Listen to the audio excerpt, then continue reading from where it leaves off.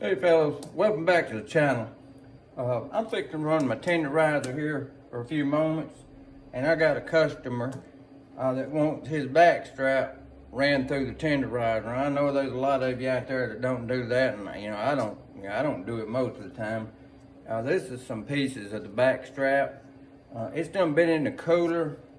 Hey, it's aged, got all the gamey flavor out of it and all that kind of stuff. I'm gonna let you take a look at this and what I done before I put it in the cooler. So when I cut it off the deer at the back strap, I went ahead and I left it attached, but I individually got these steaks cut down to where that back tendon is that's holding them together.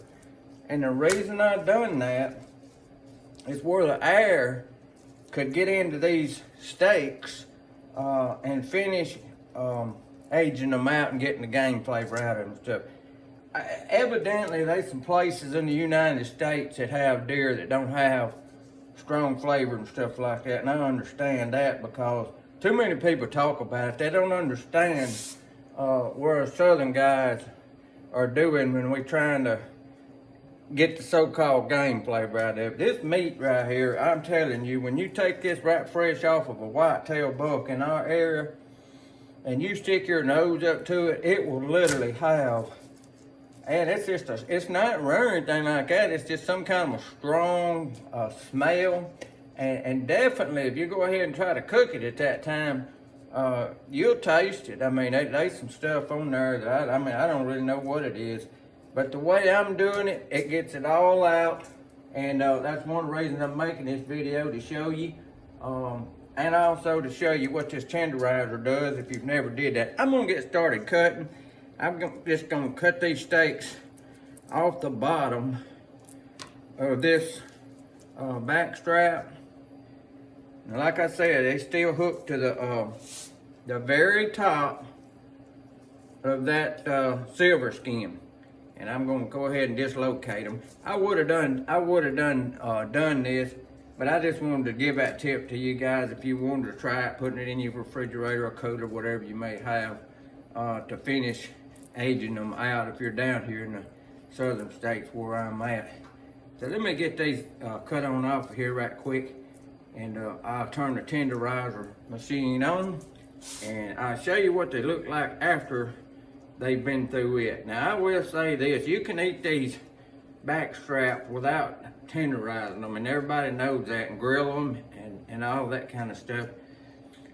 However, if you run these through this tenderizer, they are much more tender than they were. And as far as frying them and things like that, or a lot of people take them, wrap them in pepper and bacon around them, stuff like that. And so there's a scrap piece off of it, off the back right there. I'm gonna get rid of that, and I'll turn the vacuum machine actually and the tenderizer machine on and show you kind of what it looks like when I get through with that particular point with these. I run it through it twice. Some people do it one time, and you can do it every how many times you feel like it needs to be done, I guess. But 2 times through this thing right here, I pretty much eat it up. And let me say something else at this point too, that you can do, and most people don't realize this. Most people believe that this back strap right here, I've got 2 more over here. Most people believe, this is what it looks like. I've got it cut and hooked together. But most people believe that the back strap and these little inner loins right here are really the only good pieces of meat on the whitetail. I'll agree with that up to a certain point. However, I'm just telling you this to tell you what else you can do to make the rest of this whitetail just as good as that right there. I have in my hand, it's a small one, but these are steaks off the hind back leg. Any of them muscles on that back leg, just about it, other than that football row, it's got a lot of tendons in it, but you can cut them out and make. Let me just turn this on. I'm gonna put these little steaks through here. Now remember, these steaks right here are not back strapped. But now then, since they've been through here, look at that. You can take that right there. But I mean, you can fry it, do whatever you want to on that. And remember now, this is just steaks off the back leg. I'm gonna go ahead and get started with the back strap. You can go ahead and run through. If you've got one of these things, I mean, these are the nicest things, obviously, to tenderize your steaks with. And I realize most people don't own one of these. This is just an old commercial one I bought several years back. And it gets the job done, and that's all that matters. Now look at that. That's a piece of back strap. Don't you know that's gonna be fine? It's just another way of doing it. Like I say, you find these don't no way as far as the back strap has to do what I'm doing to it to eat it. It's always good.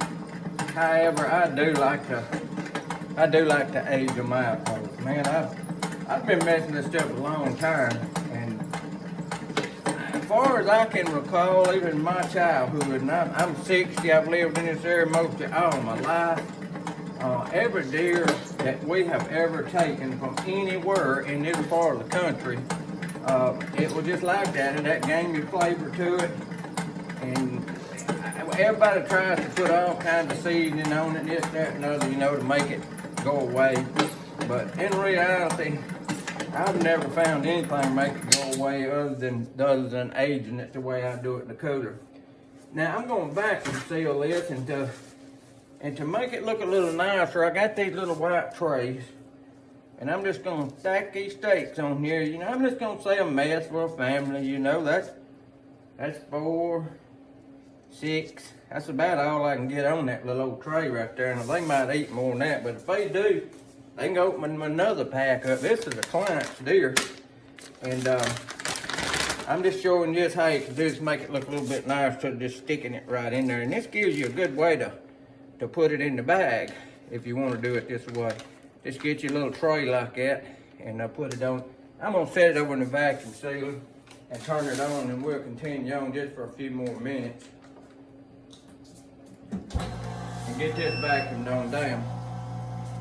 I want to talk to you, I guess, just a minute about as far as tenderizing. If there's other ways of doing this, it don't do as good a job, but I guess it will if you really get down on it. But they got like mallets, the handheld mallets, and that's what most people have in their kitchens and stuff, and I realize that. But hey, you can take one of those and get down on this stuff, and it'll tear it down like that.